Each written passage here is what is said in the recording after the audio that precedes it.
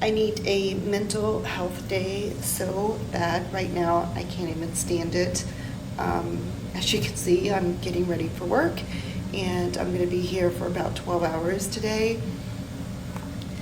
But I really need a mental health day. I really need to be at home, and that is exactly why I decided to get comfortable with being uncomfortable and build a business online, posting 3 videos a day, because if I was at the point to where I was making enough money to replace my income that I make from my job, I could stay home today and I could take the mental health day I so desperately need.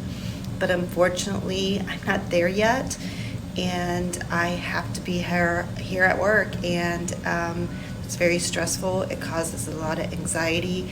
It makes me sad. And unfortunately, even though I'm having a bad day, I still have to come to work. I have no choice. And that is why I'm trying my best to get out of my life-sucking job and help others do the same.